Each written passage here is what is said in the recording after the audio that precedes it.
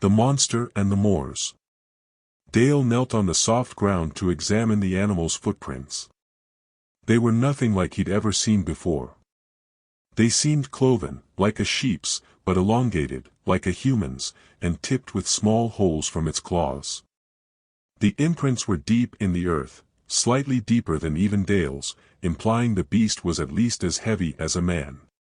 And the prints have been the same every time? Dale asked. The gaunt, haggard farmer who stood a few paces back gave a slow nod. Aye.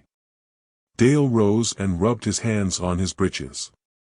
The farmstead was a 20-minute walk behind them. To his left was the flock of sheep, protected in their gated field. To his right were the remains he'd been invited to see.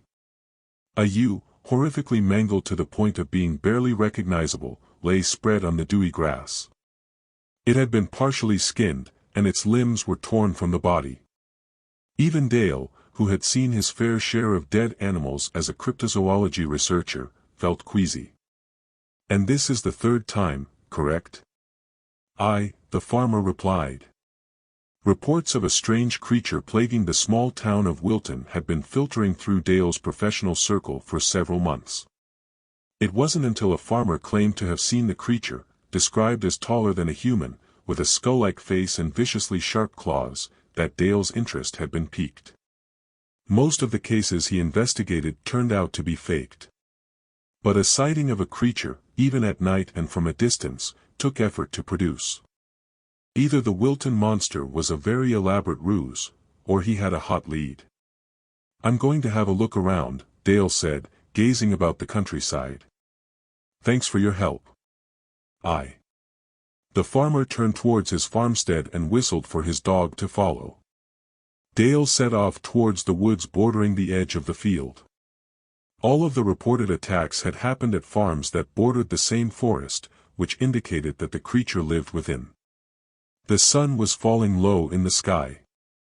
Dale knew he couldn't stay out long without substantial risk, but his rifle was a comforting weight across his back, and he didn't intend to go far before returning to the village's inn. The innkeeper had shared a plethora of stories about the monster and given suggestions about where to search for it. Dale suspected the keeper's stories became more and more embellished with every retelling, but he'd listen patiently, knowing he might pick up on a vital clue. Out of the dead animals, there were either 9 or 12, no one could agree on the number, most had been sheep, though there had also been 2 pigs and 1 chicken. In every case, the strange cloven animal prints had been discovered in the area. Even if he didn't find anything noteworthy or even if it turned out to be a sham, it would make an excellent article to write up for his society's journal, and the story might even gain him some new sponsors. The woods were thin and filled with sickly trees and sparse bushes. Dale walked carefully, aware that it would be all too easy to slip and fall into a pit or to twist his ankle.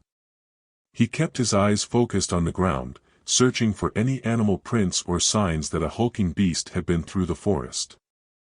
As he moved deeper into the trees, the light began to fade. Walking through the woods during the day was one matter, but he didn't fancy becoming lost in the dark and spending the night outdoors. He'd almost resolved to turn around when he caught sight of a shape in the distance. Dale froze as the hairs across the back of his neck rose. He thought he'd seen a face between the spindly trees. Not a human countenance, though, but some sort of animal face, so white that it almost looked like a skull. Dale took a careful half-step forward and caught a fresh glimpse of the creature between the trees. It stood on 2 legs but towered a full foot above him. It stood perfectly still, looking away, apparently captivated by something out of Dale's eyesight. Very carefully, barely breathing, Dale pulled his rifle off his shoulder and raised the barrel to point at the creature's head. Then a blinding pain burst across the back of his head. Bright lights flashed over his vision, and Dale fell to the ground. When he opened his eyes again, he found himself on his back, staring up at the treetops. A noise came from not far away, it seemed to be a scraping, metallic sound. Dale tried to turn his head to look at it, but the pain coursed through his skull again, and an involuntary groan escaped him. "Oh, awake, are you?" a familiar voice asked. The innkeeper's face swam into view. That was fast. "Well, Mr. Harrington. What do you think of my ruse?" "Ruse?" Dale mumbled. The innkeeper nodded to one side, and Dale caught a glimpse of the monster again. What had appeared to be alive from a distance was, at close quarters, very clearly a costume made from animal skins and some sort of animal skull. "It's been an awfully good boon for the town," the innkeeper said. The scraping sound continued. Dale managed to turn his head a little farther and saw the innkeeper was sharpening a knife on a rock. "It saved my little inn from closing, at least, and others are reporting increased business from the tourists, too." He placed the knife to one side and knelt beside Dale, who struggled to raise his hands to protect himself. But imagine how much more attention we'll get when renowned paranormal researcher Dale Harrington succumbs to the beast. "Thank you, Dale, for what you're going to do for us." The rock came down before Dale could defend himself. Next story. Angel of Mercy. Beryl rubbed at the bridge of her nose. It had been a long day, long and grueling. The patient's file open in front of her was full of hastily scribbled notes left by doctors and other nurses. She'd read it twice but still couldn't understand how the patient had died. "See you tomorrow, Beryl," Mel said as she passed the desk. She was wearing more makeup than normal. Must have a late-night date with the fellow she's been seeing. He must be exceptionally patient to agree to an 11:30 date. Have fun. Beryl gave her coworker a smile and then looked back at the folder. It made no sense. The patient had been diagnosed with cancer, and although it had likely been terminal, he'd only been in the early stages. He should have had at least 6 months if not several years. And yet, he'd died in the middle of the night, from unknown causes. The coroner's report had come back with an uncertain finding. No sign of a heart attack. No evidence of an overdose. No obvious injuries. He'd simply died. Beryl had been on shift on the night he died. He'd seemed well and alert. Then 2 hours later, she'd entered his room to give him his evening medicine, and he'd been gone. She was reading through his notes to try to understand it. Her first thought was that he might have accidentally been given 2 lots of his heart pressure medication, but according to his notes, all medication had been administered in the correct quantities and at the correct time. Unless he had an allergy we didn't know about. Beryl sighed and closed the file. She had the graveyard shift, and on a good night, there was very little to do once the patients went to sleep. The only staff left were Beryl, Dr. Stalin, Nurse Marlene, and Nurse Rochester. The ward felt virtually empty, save for the faint sound of footsteps echoing from deeper in the white-polished hallways. An idea was building in the back of Beryl's mind, but she hated to consider it. Angel of Mercy. They were uncommon, but Beryl had read enough true crime stories to fear the concept of a doctor or nurse who deliberately extinguished their patients' lives. "You're letting your imagination run away with you." Beryl returned the deceased patient's folder to the filing cabinet. "You know everyone who was on last night, and they're all decent, hard-working individuals. No power plays. No overblown egos. And yet." Beryl hesitated, her fingers resting on the cold metal drawers. She glanced behind herself.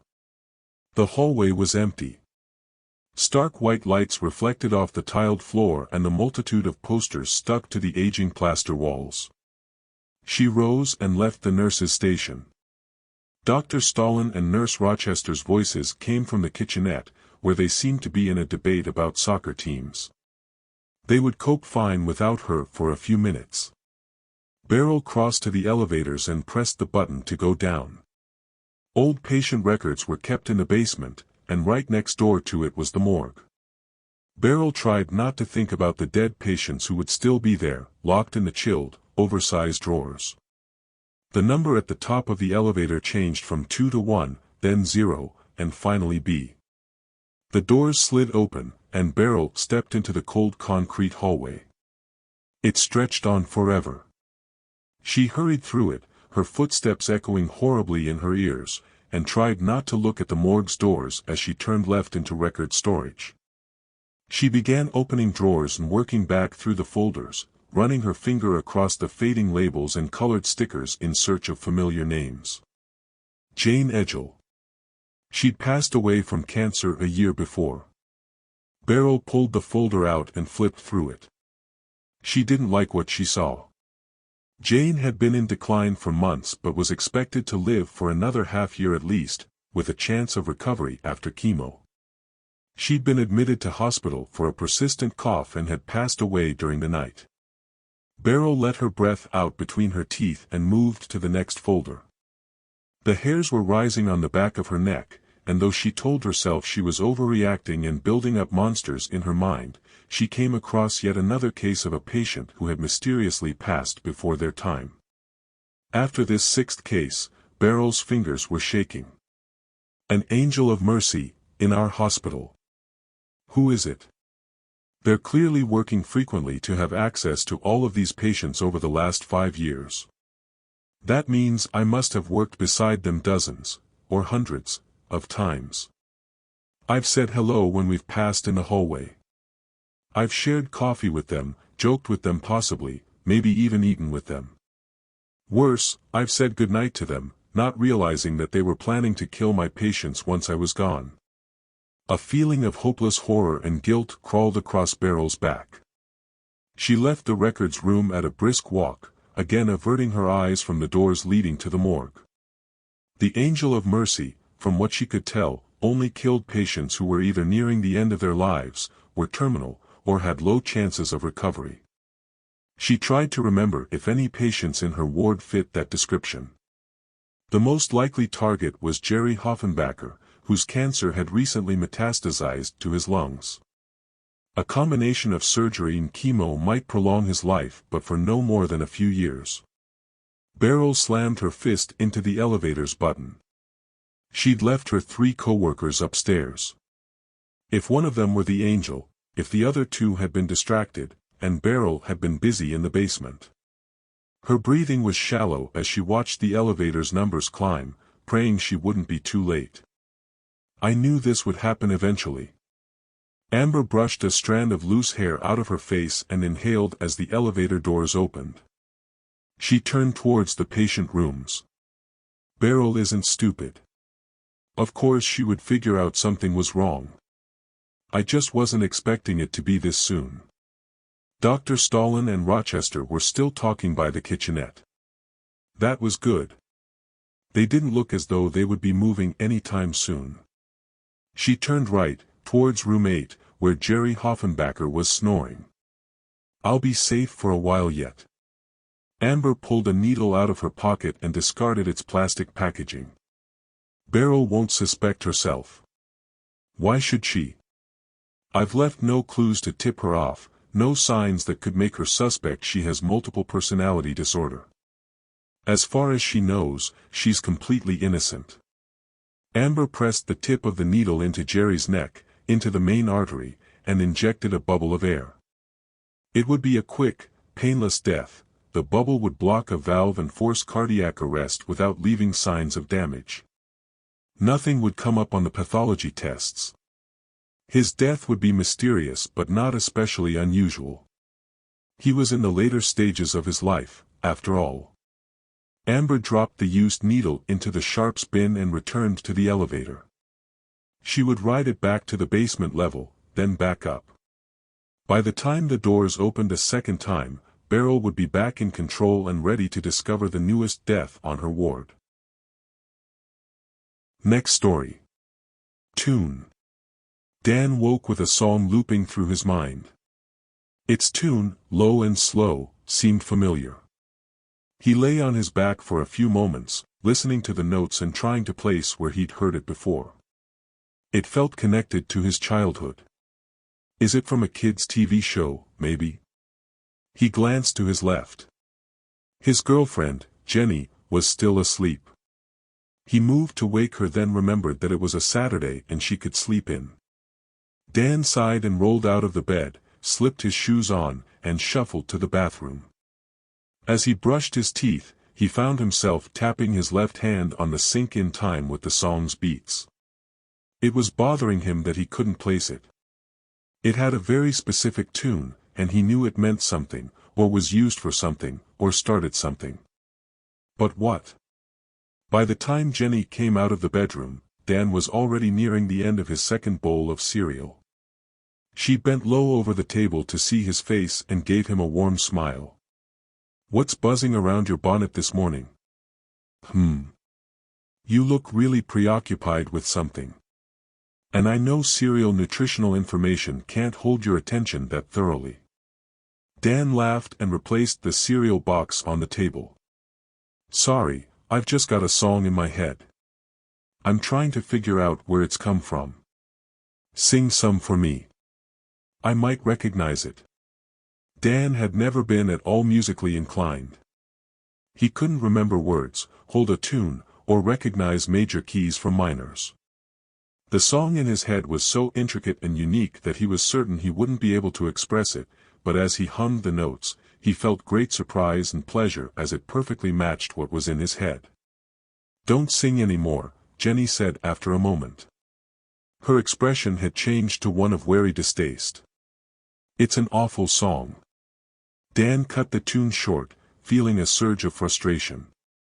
It felt somehow disrespectful and wrong to not complete the tune, like only singing half of the national anthem. "Why? Do you know what it is?"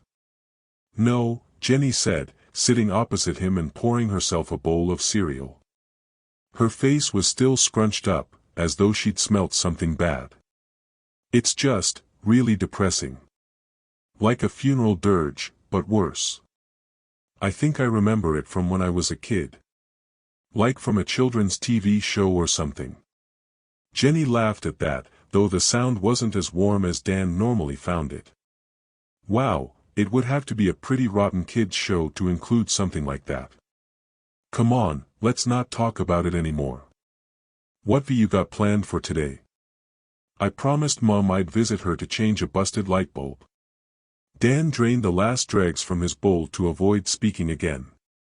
The song was still cycling through his mind, and he felt certain that if he could just focus on it for long enough, he would remember where he knew it from. After Jenny had finished her breakfast, Dan kissed her goodbye and headed for the car. He only lived 5 minutes away from his mother, which he was grateful for. She was getting older, and little things, like replacing light bulbs and mowing the lawn, were becoming increasingly difficult for her. As he drove, he turned on the radio. He recognized the song that came on as a country ballad that he'd always enjoyed before, but on that day, it seemed impossibly shallow, and too preppy to tolerate. He turned off the radio and let the tune in his head wash over him again. "That's a real song," he found himself thinking as the notes looped endlessly through his mind. "It's got depth and heart and meaning." By the time he'd reached his mother's house, he was humming the song again and enjoying the way he could reproduce the chords perfectly. Dan's mother greeted him with a hug and a warm kiss. He wasn't sure if he was still growing or if she was shrinking, but she seemed to be getting smaller with each visit. She led him into the kitchen, where the bulb above the sink had blown the night before. "This'll be fixed in a jiffy," Dan said, drawing a chair under the light while his mother put the kettle on. Even though the task would only take him a moment, Dan knew he wasn't likely to leave the house for a solid hour or two. His mother always loved company, and he could spend an entire afternoon talking to her about trivial matters and gossiping while they ate biscuits and drank tea. As he unscrewed the light bulb, Dan began humming the tune again. The kettle finished boiling, but his mother didn't pour the water into the cups.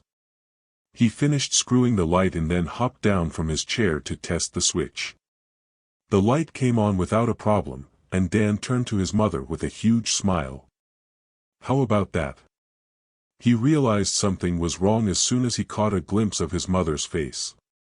Blood had drained from her skin, and her eyes were wide and tear-filled. Dan rushed to her and tried to help her into a seat. "Are you okay? What happened? Do you feel dizzy?" "You're singing that song again," was all she said. She let Dan ease her into the kitchen chair, and he hurried to make her a cup of tea. She seemed to be gathering her thoughts, and when Dan drew a chair up next to her, she took a deep, and seemingly resolved, breath. "Do you know what you were humming?" "No. I woke up with it in my head this morning. I kind of remember it from when I was a kid, but I can't recall what it is." "It's an old Scandinavian morning song." His mother traced patterns on the table's wood with her index finger and seemed to be picking her words carefully. "It's not really ever sung anymore, even in Scandinavia. I didn't recognize it, your great-aunt did, she grew up in Scandinavia, you remember. She heard you the second time you began humming it, and told me what it was." "Second time?" "Yes, you've only sung it twice. Once when you were 5 and again when you were 8. His mother raised her eyes, which flickered uncertainly over his face. "The first time was the morning your grandfather passed away. The second was the day before your father died." Dan stared at his mother, unsure of what to say, unsure of what could be said, as the song looped through his head relentlessly. Next story. Room for rent. The sun was close to the horizon when Henrik slowed his car outside the stone cottage. The unassuming two-story building, with its garden of hardy shrubs and winter-dormant rose bushes, blended into the village's old-world charm. Not for the first time that day, he wondered if the buildings had been deliberately designed that way to lure tourists. The board available sign in the window had caught Henrik's attention. He'd planned his trip across the country expecting to spend the night in the remote village and had been surprised to find it didn't seem to have any sort of hotel or motel.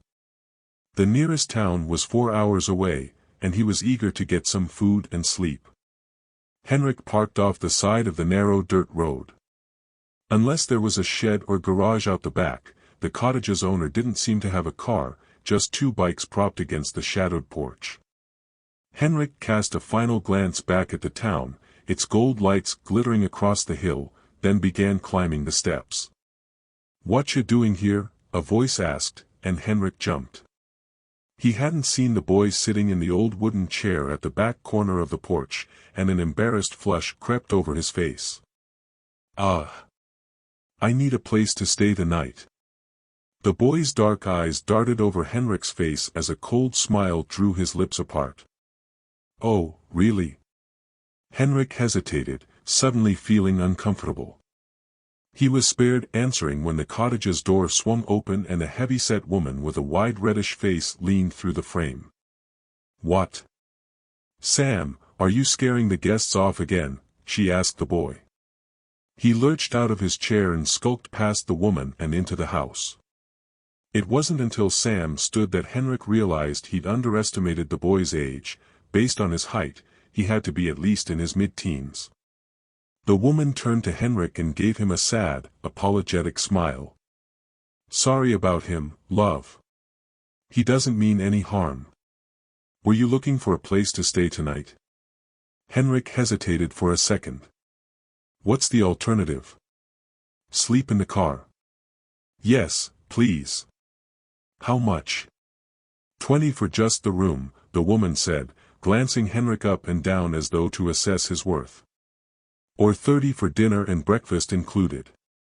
"I'll take that," Henrik said, fishing his wallet out of his pocket and sorting through the contents for $30. "It's been a long day. I'm Henrik, by the way." "Barb." The woman took the money and ushered him inside with a wide smile. This time, Henrik hesitated for only a half-second before crossing the threshold. Henrik wasn't sure whether Barb was trying to apologize for her son's behavior or if it was normal for her to spend so much effort on their evening meals, but the dinner table was so laden with food that he could barely see the surly boy slouched opposite. "Eat up," Barb urged Henrik, then turned to her son and added, "Don't fuss with your food like that. How'd you expect to grow up properly if you don't eat?" The boy cast his mother an angry frown, then settled his attention on their guest. Henrik tried to focus on the food, which really was delicious, but the boy's eyes were darker than ink and felt almost hypnotic as they focused on him. It was the sort of stare he could have felt without even realizing he had company, and Henrik's skin developed goosebumps in response. He and Barb managed a smattering of small talk, which was more for politeness' sake than enjoyment. Henrik explained that he was traveling through the country to visit family, and Barb told him how her parents and grandparents had lived in their house for generations. All the while, the child, Henrik reminded himself, scraped his fork across his plate without eating any of the food. "We don't get so many tourists through here," Barb said, trying to push an extra serving of green beans onto Henrik's plate, despite his objections, "but it's always nice when we do. We're in no position to turn down the money. Are we, Sam?" Sam, unblinking, opened his mouth and exhaled a breathy chuckle. Henrik frowned at him. He couldn't possibly be suffering from a mental condition, could he? Insanity, at such a young age? Barb didn't seem happy at her son's response, and she scowled at his plate. "Eat. Why are you always so picky about your food? You'll grow up looking like a skeleton." Again, the boy's mouth opened, and this time, his laughter, harsh, furious, and mournful all at once, rang in Henrik's ears. "Enough," Barb said, dropping her cutlery beside her plate and pulling her son out of his chair. "If you can't behave when we have company over, you can eat in your room." The boy's face turned murderous, and for a second, Henrik was afraid he was about to hit his mother. But then he turned, slouched through the doorway, and disappeared into the shadowed room beyond. Very clearly embarrassed, Barb sighed and brushed a strand of hair out of her round face. "I'm so sorry." Henrik waved away her apology as casually as he could. Raising a child with mental issues in the middle of the countryside seemed an insurmountable task. The town didn't appear to even have a proper hospital, just a single doctor's surgery he'd passed near the town's outskirts. Barb gave him a tight smile. "Well, if you've had enough, shall I show you to your room?" Upstairs was dark to the point of being dingy. Henrik placed his suitcase on the end of the narrow, quilt-covered bed and began sorting through it for his nightclothes. The lamps set into the walls were in desperate need of cleaning, and they sent heavy shadows about the room. There was at least 3 months' worth of dust on every surface. Barb tapped on the doorway to announce her presence, then entered, carrying a bundle of quilts. "In case you get cold tonight," she said, settling them beside Henrik's luggage. She hesitated, then added, "Just so you know, I've locked Sam in his room for tonight." "Oh." Henrik glanced up from the luggage to see Barb facing the bedroom window. She had a sad, drawn look about her eyes, and he turned away, not wanting to embarrass her. "Yes. He has problems with people staying here. It's my fault. We need the money, so I don't turn anyone away. But he hates it now that he understands it. I forgot to lock his door one night, and he saw me carrying the body out back to bury it. He's never really been the same since." The quilt dropped from Henrik's hand. What? He didn't even have time to turn before the garrote slipped around his neck. Next story. Snow hunting. "Slow down," Ryan begged. Max's boots dug up clumps of snow as he forced his way over the hill. He stopped at its crest and planted his fists on his hips to survey the valley in front of him. "Check this out." "Ha, it's someone's holiday cabin." Ryan tried to keep up, though he had 40 kilos on Max and had become winded hours before. Despite the freezing temperatures, he was panting and sweating by the time he reached the hill's top. Good for them. "Wanna have a poke around?" "What? Are you nuts?" Ryan stared at his friend, whose acne-scarred face had the manic grin he wore whenever he was about to get them into trouble. "Why not? It's obviously a vacation house, and they're not going to be living in it off-season." "I don't want to get," Ryan trailed off, and Max laughed. "Don't want to get arrested?" "Who by?" "The snow police. Come on, ain't nobody crazy enough to be around here, 'cept for us. Let's have a look in the rich guy's house." It'll give us a break from hunting. Hunting had been Max's plan for that day. He'd taken his dad's gun and given Ryan a knife for the excursion. Ryan had been squeamish about the idea of gutting rabbit and deer, but after 4 hours of wildly off-mark shots and creating too much noise for them to have any hope of getting close to their prey, he was starting to think he might not actually need to use the blade. "Come on," Max said, then took off down the other side of the hill in a windmill of waving limbs. Ryan sighed and followed at a more sedate pace, being careful not to slip in the thick drifts. His friend was already at the cabin's door when Max reached the foot of the hill. He didn't even lock it. Max yelled, shoving open the heavy wood door. "He's basically asking for people to look through his stuff. What a moron. Hey, slow down." Ryan staggered after his friend but hesitated on the house's threshold. The building looked expensive. He could imagine it belonging to one of the suited businessmen he sometimes saw picking up their children after school. He'd always envied those families. Their kids had the best backpacks and shoes, showed off the latest games the day after their release, and talked about flying to France or Bali for their holidays.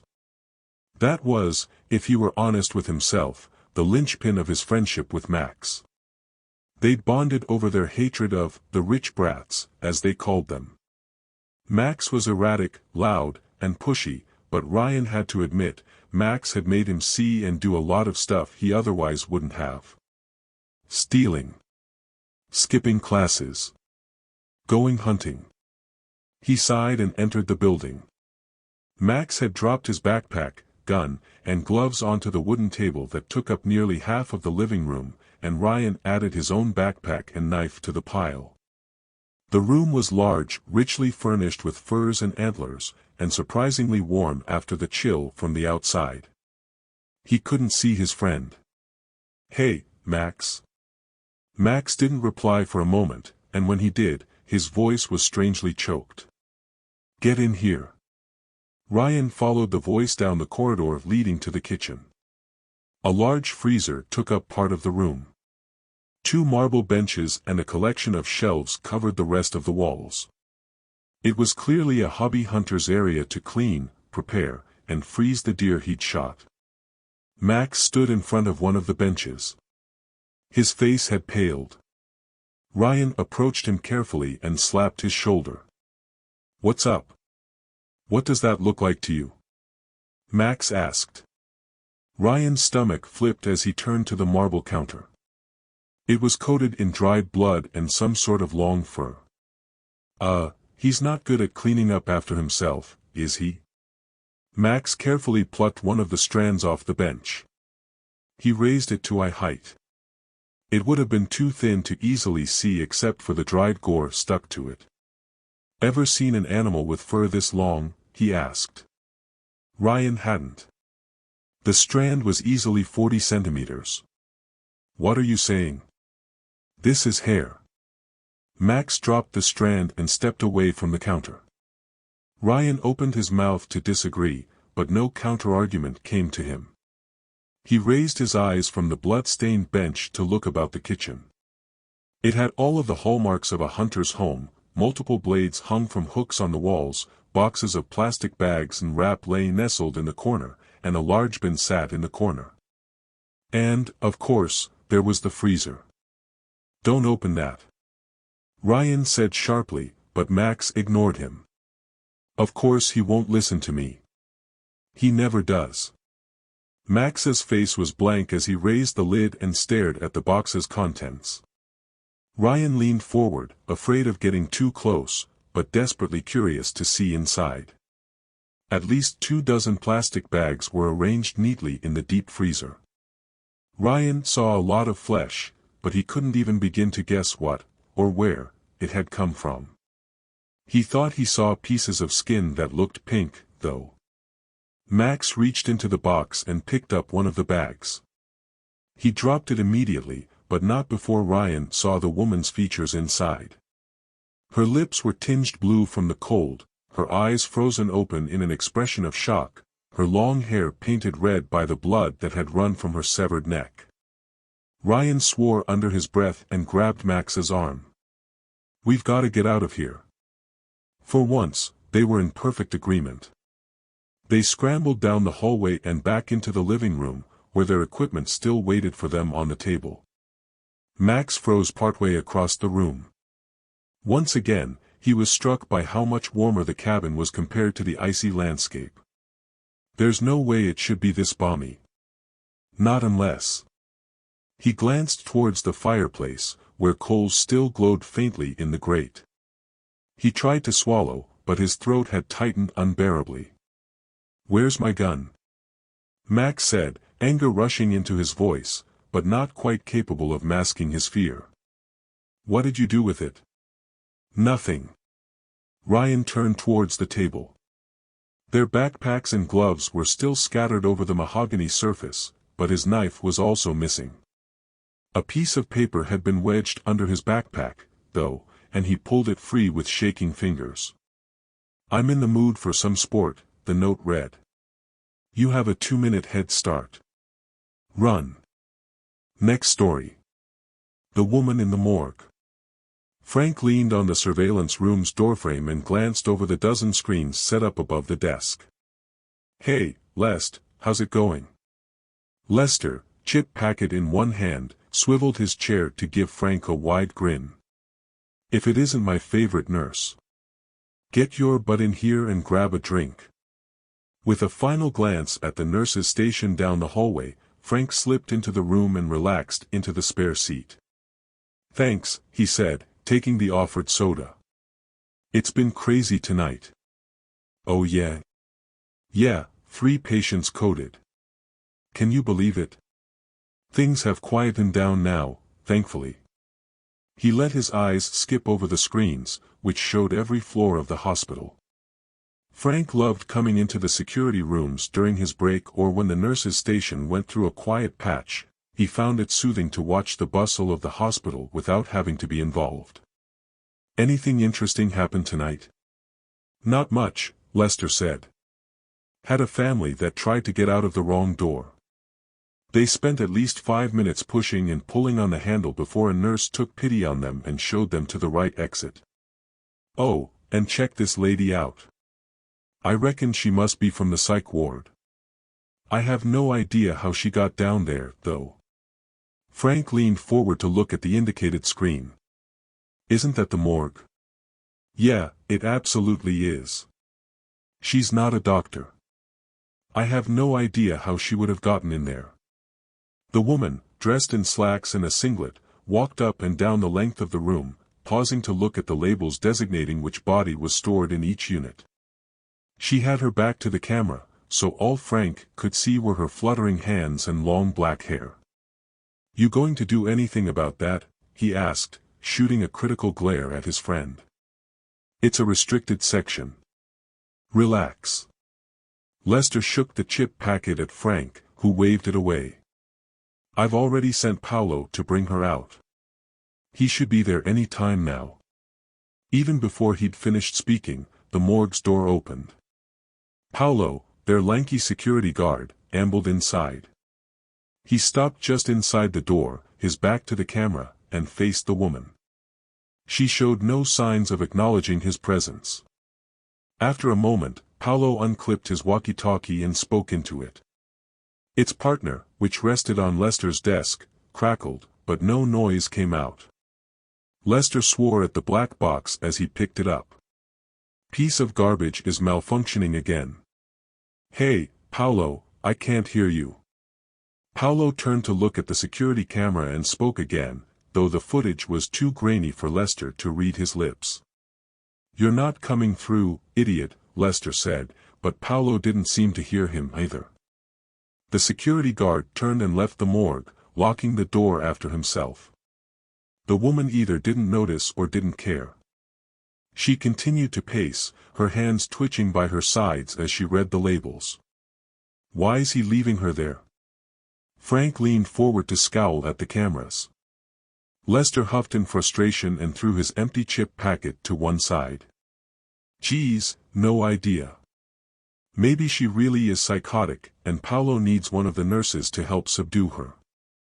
Dibs, not me. Even though his tone was casual, Frank found himself unable to look away from the woman on the screen. There was something disturbing about the way she moved, pacing awkwardly with her hands fluttering about her face, as she glanced at each of the tags. She was searching for something, or someone. Paolo entered the surveillance room, ducking to fit his tall self under the doorframe. "Where'd she go?" he asked Lester. Lester blinked at him then frowned. "Nowhere, idiot. Why'd you leave her?" "What? She wasn't there. Did she leave the morgue or something?" Frank tuned out the argument as he stared at the screen. The woman had turned to look behind herself, and in that second of seeing her face, he recognized her. He'd seen her only briefly an hour earlier, but he knew he would never forget that face, with its bulging eyes and froth bubbling over the blue lips as he and a team of 2 doctors and 4 other nurses tried, and failed, to save her life. Next story. Witch's Book. Avery's feet pounded across the hard, compact dirt as she raced after her twin sister. Their mother's words still rang in their ears: "You can explore, but stay close to the house and be back within an hour." It was their first day at the Carillon farmstead. The removalist truck had just left after depositing all of their earthly possessions. The teens had been cramped inside their car for nearly 6 hours, and both were itching to use their feet. "Beat you!" Zoe crowed as she slammed her outstretched hands into the closest of the dark, twisted trees. Avery, breathless and flushed, staggered to a halt a few feet behind. "It's not fair. You had a head start. Story of our lives." Zoe poked her tongue out and then began dancing into the forest. It was a joke. Zoe had been born first, by barely 20 minutes, and liked to claim she was more mature. Avery had nicknamed her Granny in retaliation. They wove into the forest, both admiring the towering trees that had likely been saplings when their great-grandmother had built the homestead. They'd never visited Carillon before. Their mother had mentioned something about an old family feud, but, to everyone's surprise, the property had been bequeathed to them after great-grandmother Pearl's death. A few feet into the woods brought them to a well-worn but narrow path. Zoe whistled as she saw it. "Look, it's still got her footprints in it." "No, you're joking."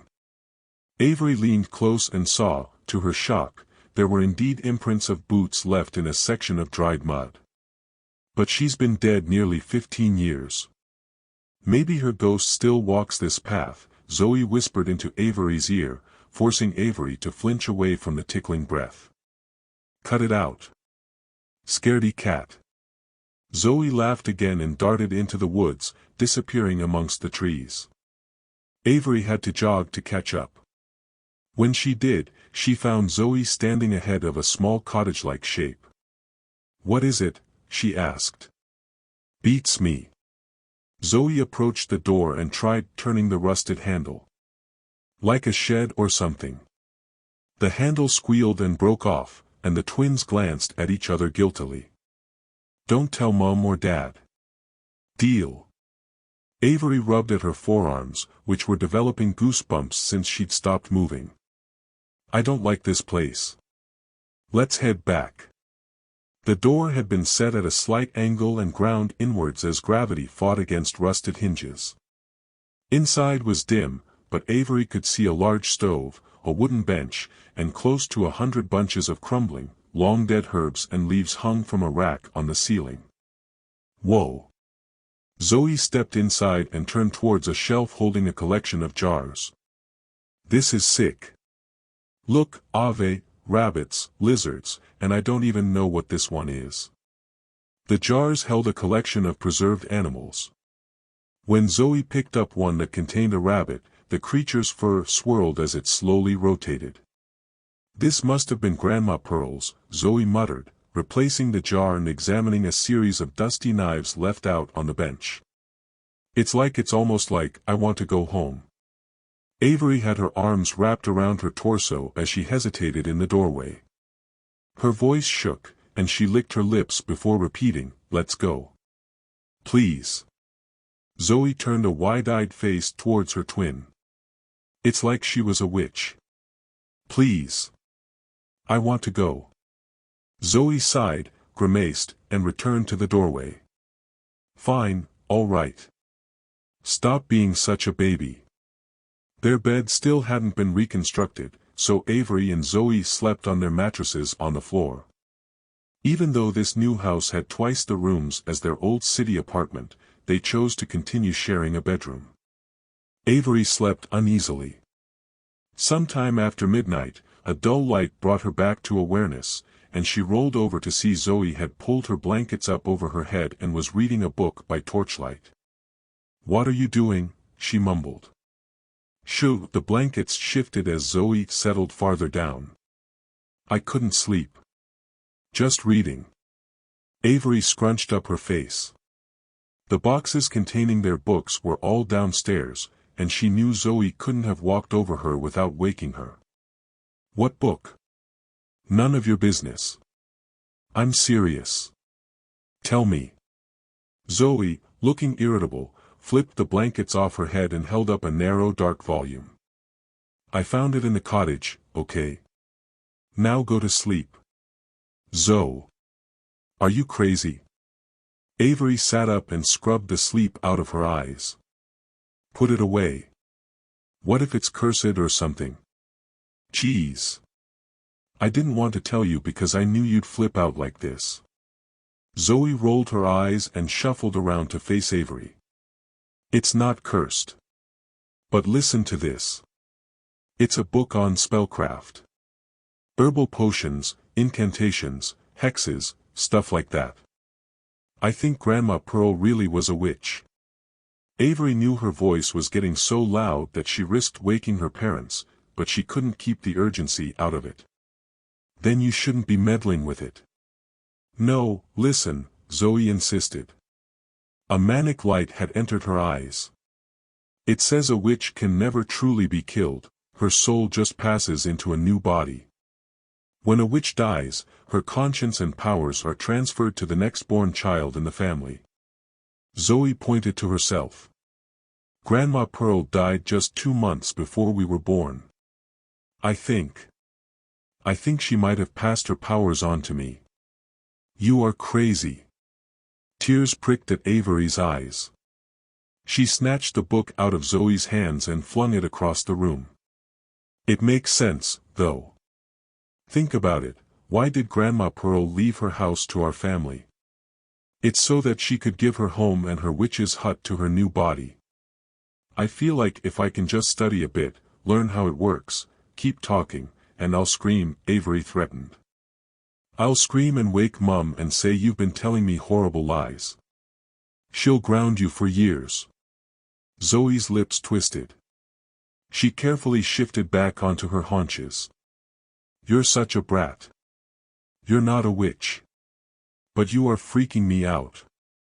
I want you to leave that hut and all its junk alone," Avery spat, and rolled over before Zoe could argue any further. When Avery stirred the following morning, Zoe's bed was empty. She bolted up herself and struggled into her shoes, already dreading where her sister might have gone and what she could be doing. Her mother called something about breakfast as Avery ran downstairs, but she didn't even wait to respond. She tore across the clearing to reach the trees and found the narrow path. She was breathless and had a stitch by the time she reached the hut. As she'd feared, the door stood open and a figure shifted in the dark interior. "Zoe?" No response. Avery crept towards the cottage door, her skin prickling, and peeked inside. Zoe sat at the table, multiple books open ahead of her, her eyes distant as she recited incantations to herself. "Zoe!" Avery balled her hands into fists as she entered the cottage, and finally, her twin glanced up from the books. Her expression darkened. "Get out of here. This is my stuff, I don't want you poking around." "You're not a witch," Avery repeated, her voice rising to almost hysterical levels. Zoe stood and loomed closer, her expression ferocious. She reached a hand forward and began reciting one of the phrases. Avery's anger boiled over. She reached forward, snatched her twin's wrist in her hand, and channeled some of her power into it. Zoe yelped, then screamed as invisible fire burnt a ring around her hand. She pulled it back and cradled it against her chest, tears leaking from the corners of her eyes. "You are not the witch." Avery summoned additional power to rattle the jars on the walls and flutter the pages of the open books. "If you were, you would have had to work your whole life to keep your identity secret." But Zoe fell back against one of the bookcases, her face sheet white. "But I'm the oldest, no. Our parents mixed us up when we were babies." Avery stepped forward and sent a red thread of power out from her hand. Zoe tried to shy away, but it looped around her throat and tightened threateningly. "I'm not going to kill you," Avery whispered, leaning close to her twin. "You've been a good sister so far. But this is your last warning: don't ever come into my nest, touch my ingredients, or read my books again." Next story. Undeparted. Mark started awake and stood, knocking his chair to the floor. His heart thundered from a sickening nightmare, but the details were already slipping away like water through his fingers. He ran his hands through his hair, pushing it off his sweaty forehead, and looked about the kitchen. Late afternoon, blood-red sunlight sifted through the curtained windows to cling to the rough wooden furniture. Papers were spread across the table in front of him, but Mark merely glanced at them before crossing to the sink to fill a glass with water. The sunset bathed the fields and bushes behind his rural property with a dim, sickly light. He'd never liked sunsets and never considered them romantic. They boded ill. It was the day's painful, final struggle to live before the night overpowered and smothered it. That summer had been difficult. Infrequent rains had left the land parched. Red-tinted dirt blew across the property in thin gusts, dragged along by the hot wind. The one thing that had never suffered was the billabong nestled behind the house. Even as the water table dipped, the natural lake maintained its rich blue tone and bright green water plants. It was the only soothing color for as far as Mark could see. The billabong had been disturbed, though. A strange woman stood waist-deep in it, brushing her fingers across the surface as water dripped from her dark hair and white gown. Mark dropped his empty glass back on the bench and grabbed the handgun off where he hid it on top of the cupboard. Mark's property was a long way from town, and he didn't recognize the intruder. Mark tucked the gun into the back of his jeans as he pushed through the house's swinging door. He let it slam closed behind himself. The crack was loud enough to carry across the flat, barren lawn and reach the pond. But if the woman heard it, she gave no indication. She continued to sway gently, almost as though the wind were moving her, as she swirled her fingers through the water. "Hey," Mark yelled, stalking across the lawn. "Hey, you!" The woman said nothing, and she didn't turn. As he drew closer, Mark realized she was humming a low, somber tune. It seemed familiar, but he couldn't remember where he knew it from. The hypnotizing swaying was unsettling, but he couldn't just leave her in his pond. With a final glance back at his home, Mark pulled off his boots, took a deep breath, and waded into the lake. The water felt unexpectedly cold as it swirled around his legs, far colder than it should have been during the height of summer. It was colder, even, than it felt in the middle of winter. Mark shuddered but moved deeper into the water, closer to the woman. She continued to sway, humming the tune that teased at the corners of his memory. "Hey," Mark said, as shivers ran up his back. "Hey, what are you doing here?" The woman rotated slowly to face him at last, and Mark choked back a cry of shock. Her face was ashen white and sickly. Dark smudges circled her eyes, which stared sightlessly into the distance. The water plastered strands of her dark hair to her face and dripped down her sunken cheeks. Mark finally recognized the tune. It was a funeral dirge. He took a half step back. The corpse opened her pale lips to speak.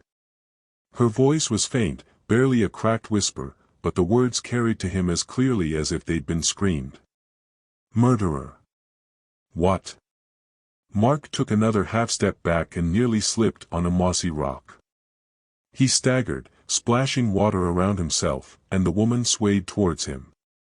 Her eyes were directed at him but focused somewhere far behind his head. "Murderer," she repeated, and her voice had developed an angry, dangerous note. Mark stumbled farther back, but his foot became tangled in a water weed. He fell, and the icy billabong enveloped him in its cruel embrace. As he struggled to pull himself upright, two horribly cold, viciously hard hands fixed around his neck. The woman's eyes, maniacally wide and bloodshot, gloated at him.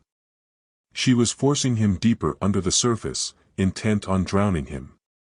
Mark fumbled behind his back to where the pistol was tucked, then pulled it free and aimed it at the woman's face. He could hear the crack even beneath the water.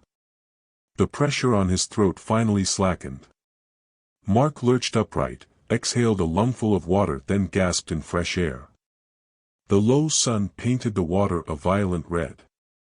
Mark took 2 steps backwards, staring at the woman's body as it rose through the water to float just below the billabong's surface. Her face was awfully, terribly familiar. He couldn't believe he hadn't recognized it before. It was the same face he'd fallen in love with 4 years earlier. It had beamed at him from behind a long white veil. The face had smiled at him, sadly, anxiously, as they gazed at each other above a table littered with final notices and creditors' letters. A strangled sob escaped Mark's throat, and he raised the gun, almost automatically, to point at his own head. Mark started awake and stood, knocking his chair to the floor. His heart thundered from a sickening nightmare, but the details were already slipping away like water through his fingers. Next story. Doll. Okay, this one next. Carol's mother threw her a present wrapped in plain brown paper. Carol caught it, turned it over, and felt along the string for a tag. There was none. "Who's it from?" "Not sure, sweetie. There might be a card inside." Carol's family had gathered around their small, cramped living room for her birthday. In addition to her parents' presents, Carol had received an odd assortment of gifts from friends and distant relatives, and she was opening the stack of gifts while her parents let their lunch digest.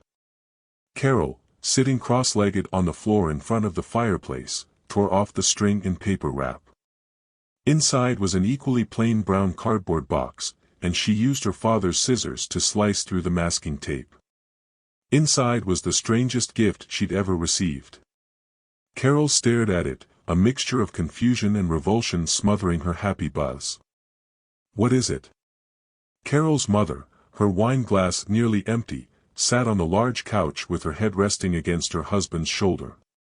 Carol wasn't sure if she had the words to explain, so she mutely held out the box so that they could see. A doll lay inside. The paint had been chipped off its cheeks, and its once blonde curls were dirty and frizzed. Its blue smock was torn on one sleeve and muddied around its hem, and its tiny hands were balled into fists as though it were angry at the indignity it was suffering. "Ick." Carol's mother recoiled and set aside her wine glass. "I'm sorry, honey. That wasn't a nice gift." "Who sent it?" She shrugged. "No name. No card. Probably your brother," Carol's father grumbled to her mother, who shot him a disapproving glare and shuffled back so that she was no longer snuggled against him. "Barry's been clean for 6 months. So he says. Besides," she continued, as though she hadn't heard, "even on his worst day, he wouldn't send my daughter this." "Maybe it was a prank from one of the kids at school," her father conceded. "That little Hannah brat or something." As her mother and father argued, Carol found her attention drawn back to the doll. Its ice-blue eyes stared up, seeming to fix on her with an intelligent intention. Hannah, the so-called brat from school, yelled insults and pushed people into the dirt when she wanted to prank them. She was nowhere near smart enough to come up with such a nuanced idea as the doll. Carol swallowed and closed the box's flaps over the neglected doll. "Give it here," her mother said. "I'll get rid of it for you." "What else did you get?" Carol obediently handed over the box and picked out a new, brightly wrapped gift, but her attention was only half focused on the task. As she unwrapped tickets to the concert she'd been begging to go to, she found she didn't care about them as much as she would have thought. Carol snorted her way out of sleep. The night was chilly and quiet, and her room was cloistered in shadows, thanks to a silver moon. She rubbed sleep out of her eyes as she tried to remember the dream that had woken her. Something knocking, knocking to be let in. As if on cue, a quiet tap, tap, tap came at her bedroom door. Carol's whole body stiffened. The sound was gentle but insistent, a polite request that wouldn't stay passive for long if it wasn't answered. As she'd expected, the taps came again after a moment, louder and harsher. Carol ran a tongue over her dry lips and slid out of bed. Goosebumps popped up across her flesh as the night air touched it, and she found her heart galloping as she neared the door. She opened it and let her eyes drop towards the floor. The hallway was pitch dark. Only two small shapes were visible, faintly glowing ice-blue eyes that stared up at her. Close the door, her mind begged. Don't let it in. Her fingers twitched on the handle, but she kept the door open. Locking the doll out wouldn't keep it away. Denying it entrance wouldn't remove it from her life. She reached out, her skin crawling, and picked up the small stubbly-limbed figure. It felt unnaturally heavy and warm in her hands, as though flesh were hiding under the plastic shell. She was seized by a desperate need to kill it, to remove it from the earth, and turn towards the bathroom. The room's light was harsh, so she shut the door to keep it from disturbing her parents. The light made her squint as she blinked at her pale reflection in the mirror. She hadn't noticed before, but the doll's hair color was an almost perfect match of her own. She plugged the sink and turned on the tap's cold water. The monstrosity didn't deserve heat for its final moments, and waited until the water had risen 2/3 up the basin before plunging the doll under. She held it there for a moment, watching as its dead blue eyes stared up at her, then she choked. Something thick and cold was filling her lungs. Carol retched, bent over the sink, and vomited a mouthful of water. She tried to draw breath, but instead of air, liquid filled her lungs. The doll continued to gaze from under the water, and between gasping, vomiting sobs, Carol thought she saw its lips curve into a slight smile. She pulled it out of the water and threw it aside. It created a harsh, wet slapping noise as it hit the tile floor, and finally Carol was able to replace the icy water in her lungs with oxygen. At the same time, a stinging ache began across her arm and chest, almost as though she'd been thrown against the floor. She sank into a crouch beside the sink. It took nearly 10 minutes to fully clear her lungs and slow her heart. The doll watched her from across the room the entire time. At last, when the shaking in her limbs had eased enough that she could stand, Carol went to the doll and carefully lifted it. The eyes had too much awareness in them, and Carol was suddenly struck by the impression that the toy was smarter than she was. She crossed to the cabinet and retrieved the first aid kit. Inside was a needle, and Carol took a second to brace herself before pressing the miniature weapon into the doll's arm, just below its shoulder. It stabbed through the plastic as though the hard shell had suddenly become soft. At the same time, a sharp, cutting pain sliced into Carol's arm. She withdrew the needle, her whole body shaking, her mind in shock, and carefully placed the doll back onto the edge of the sink before finding a towel to press against her bleeding arm. I can't throw it out. If I throw it out, it will be damaged, maybe destroyed, and what will that do to me? Carol pressed her hands over her face to muffle her quick, harsh sobs. It's going to be okay. Carol drew in deep breaths then picked up the doll with shaking hands. I don't have to throw it away. I can lock it in a cupboard. Somewhere no one ever looks. It will be safe there. And, more importantly, it can't hurt me. I just don't get it, Carol's father muttered. He was sipping his morning coffee and ostensibly talking to her mother, but Carol felt him sending glances towards her every few seconds. Her mother kindly nudged a box of cereal in Carol's direction. "What your father means, sweetie, is we don't understand why it has to be that one. We could get you a nicer toy if you want." No, Carol sat at the dining table, her doll propped on the bench beside her. It was dressed in clean clothes and with its curls washed and brushed, though its blue eyes still held the frosty, strangely human glint. Her father's mouth twisted. "I don't like the way it looks. Can't you leave it in your room while we have breakfast?" Carol gave her parents a thin, miserable smile. "I can't. She doesn't like being alone." Next story. Left behind. Vivian started awake. A very faint light on the horizon was bleeding away the stars, which meant it would be at least an hour before her alarm went off. She rolled over to see her husband, Alan, still asleep next to her. His hair needed a trim, and it fell into his face, making him look like a shaggy dog. Vivian brushed the hair away from his eyes, but he didn't stir.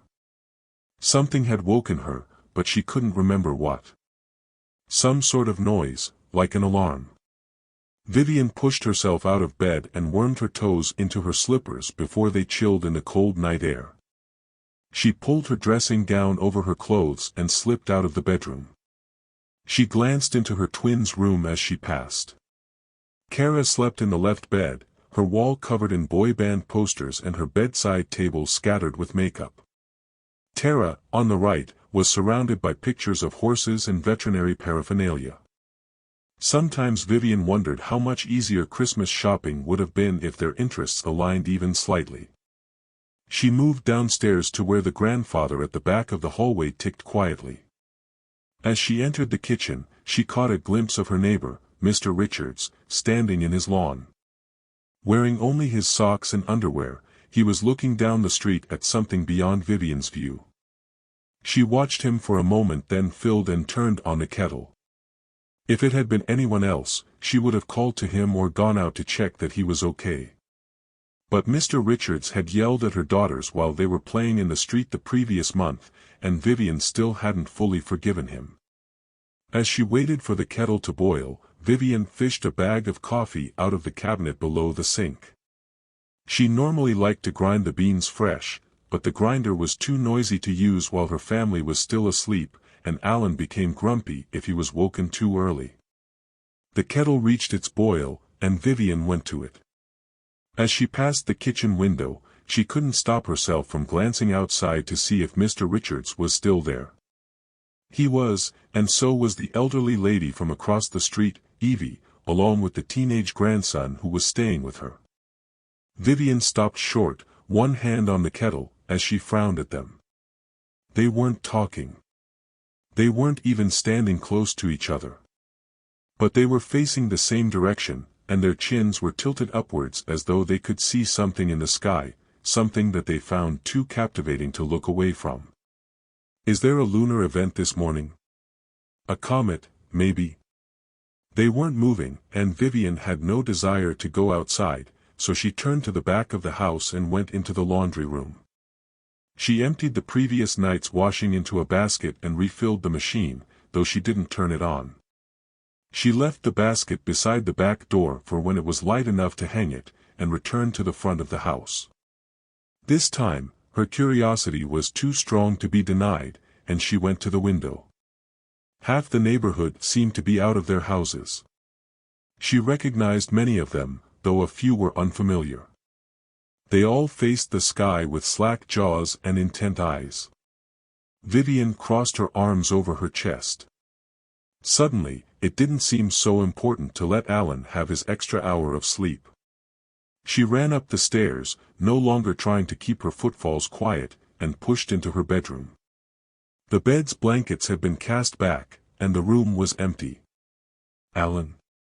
Vivian moved to the bathroom, but her husband wasn't there. She turned and saw his slippers were still tucked neatly under the bed. Rising panic threatened to choke Vivian as she ran to her twins' room. She wrenched open the door and bit back a choked cry. Two identical beds sat empty. Two very different pairs of shoes lay on the ground, both waiting for their owners to wake up. The twins were gone. Back down the stairs, Vivian called for Alan, then Kara and Tara, in a final, desperate bid to find them still safely inside. When they didn't answer, she tightened the dressing gown around her torso and pushed through the front door. The street was packed. Everyone in her neighborhood seemed to have gathered on the road at 5:30 in the morning, all to stare at the sky. Vivian looked up. She couldn't stop herself.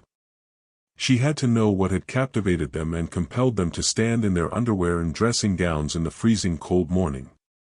The sky, still dark and spotted with stars, seemed exactly the same as normal. Vivian searched for any kind of aberration or change without success, then she turned back to the crowd. She found Alan easily. He was tall and stood nearly a head above his neighbors. She couldn't see Kara and Tara, though. They weren't with their father, and the gathering had become too dense to find them easily. Vivian pushed through the crowd to her husband and shook his arm. "Alan? What's happening? What are you doing out here?" He didn't move his eyes from the sky. He didn't even blink. But his mouth opened, and he said, in a voice that was very much unlike his usually cheerful tones, "It's time. Get ready. Alan." Vivian shook him more frantically, but she couldn't break his attention. To her shame, she found herself crying, and she rubbed her sleeve over her damp cheeks as she ran through the crowd. Back inside her home, Vivian grabbed the kitchen phone off its hook and dialed the emergency helpline. She shifted from foot to foot as the phone rang, and rang and rang and rang. "Come on," Vivian muttered, gripping the phone tightly in her sweating palms. "Come on, answer." The incessant ringing noise mocked her. Vivian couldn't stop herself from picturing the police station, its rooms emptied of officers as they filed outside to stare at the sky. She dropped the phone and ran back to her home's front door, intent on finding her daughters and dragging them back inside, if nothing else. The street was empty. Vivian clapped a hand over her mouth. She stepped onto her front porch and stared up and down the length of the road, where barely moments before, hundreds of souls had gathered. The sun had just barely breached the hill on the horizon, and its golden light spread across the road. Vivian rotated on the spot, staring at the empty street and the empty houses as she found herself facing the idea of being the last person left on Earth.